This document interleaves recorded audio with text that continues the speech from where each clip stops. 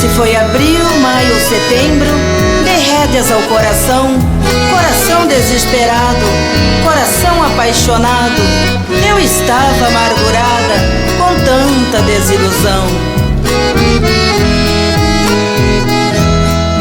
Tive medo da madrugada, depois de uma noitada, bebendo todas para esquecer. Meus passos eram incertos, tudo era deserto nas ruas do padecer. Padecer que não doía e já era um novo dia. Ao meu lar então voltei. Minha casa, minha rua, meus amigos me olharam como inimigo a perguntar por onde andei.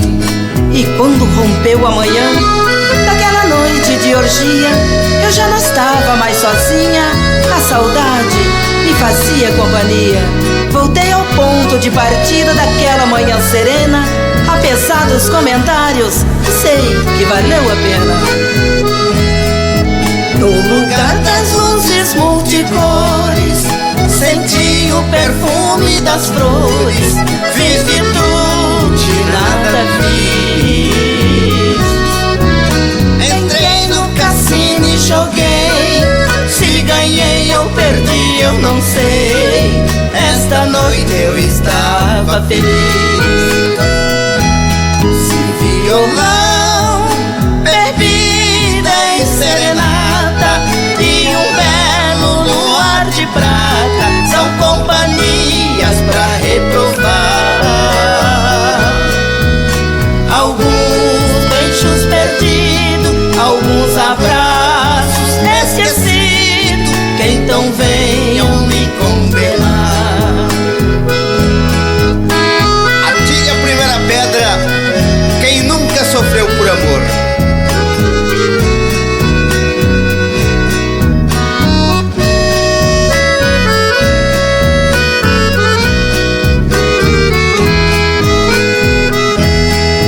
Padecer que não doía e já era um novo dia. Ao meu lar então voltei. Minha casa, minha rua, meus amigos me olharam como inimigo a perguntar